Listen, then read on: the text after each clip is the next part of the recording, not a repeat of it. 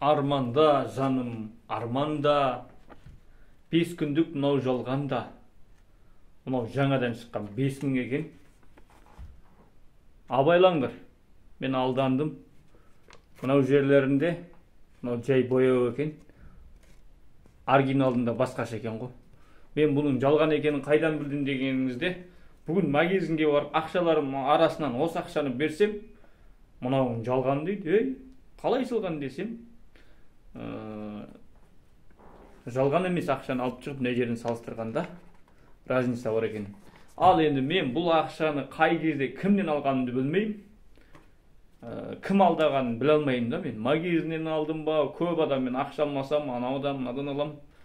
Соның үшін жаңадан шыққан қағаз 5.000-лықтар жаңа ақшалардан абайлаңыздар. Жалған ақша бар екен. Мынау жалған ақша.